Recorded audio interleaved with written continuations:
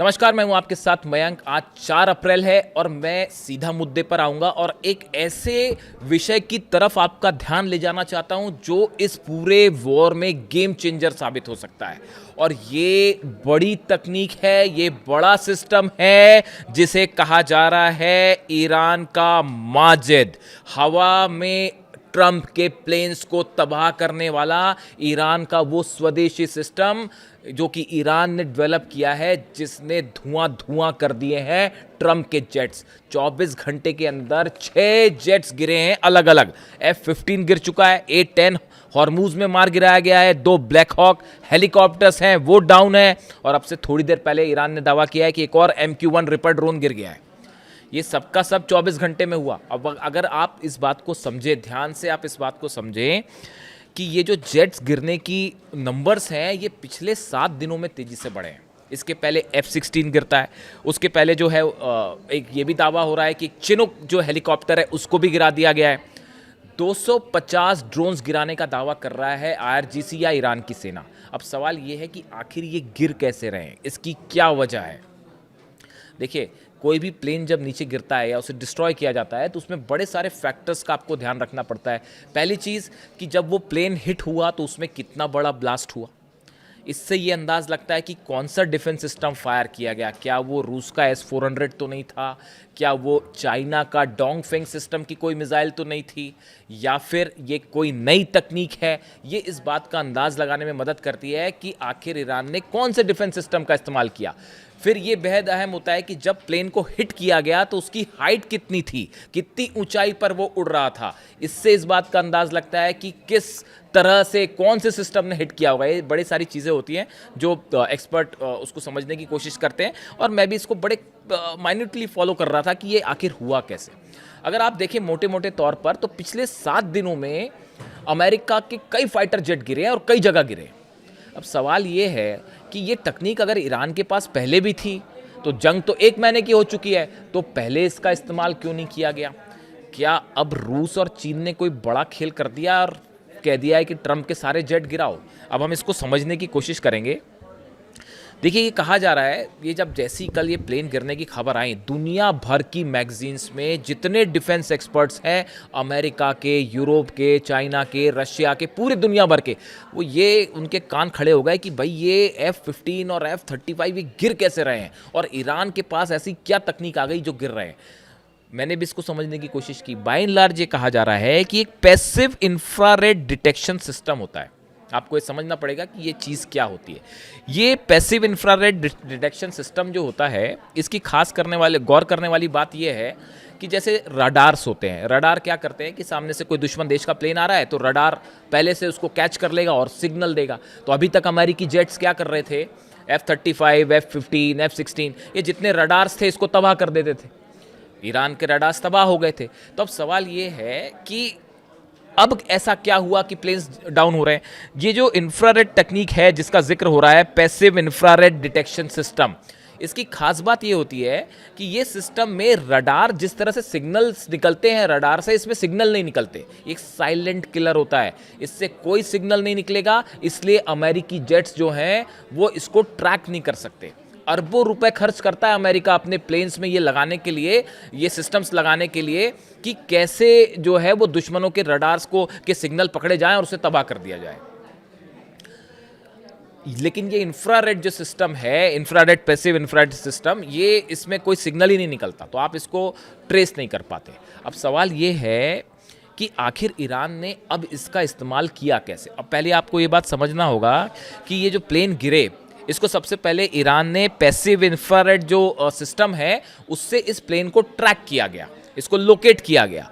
उसके बाद दूसरे सिस्टम से मिसाइल फायर की गई, यानी कई लेयर सिस्टम्स का इस्तेमाल किया ईरान ने।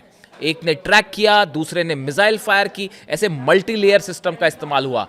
इसी वजह से ये कहा जा रहा है कि आखिर ये तकनीक अचानक कैसे आ गई ईरान के पास। अब जो कंक्लूजन निकल के आ रहा है अभी फिलहाल एज ऑफ नाउ जो इन्फॉर्मेशन है कि ईरान के पास एक स्वदेशी उसकी तकनीक है जो उसने खुद बनाई है, वो है माजिद सतह से हवा पे मार करने वाला मिसाइल सिस्टम। इसका नाम माजिद है। ईरान का डिफेंस सिस्टम है जो कि सरफेस टू एयर हमले करता है और प्लेन को गिरा देता है। यह सिस्टम खास तौर पर लो फ्लाइंग एयरक्राफ्ट, ड्रोन, हेलीकॉप्टर को निशाना बनाने के लिए डिजाइन किया गया है। कम ऊंचाई पर उड़ रहे फाइटर जेट्स के पास एक्सेसिव मैनूवर यानी कि बचने के लिए बहुत कम समय होता है और ये उसकी कमजोरी होती है और इसका फायदा उठा के उसे गिरा देता है। देखिए, कहा यह जा रहा है कि ये जो माजिद सिस्टम है ईरान का, इसको बड़ी मदद की है या तो रूस ने और या चीन ने। अब ये थोड़े दिनों में बात सामने आएगी, अभी थोड़ा इंतजार करना पड़ेगा क्योंकि या तो रूस ने मदद की है या चीन ने मदद की है। और ये जो मल्टी लेयर एक डिफेंस सिस्टम नया दिखाई दे रहा है ईरान का, जो एक दिन के अंदर जो है 6 हेलीकॉप्टर और प्लेन मिला के गिरा दे रहा है, तो यानी ये कहा जाए कि ईरान के पास ये टेक्निक पहले से थी, ये सिस्टम माजिद पहले से मौजूद था।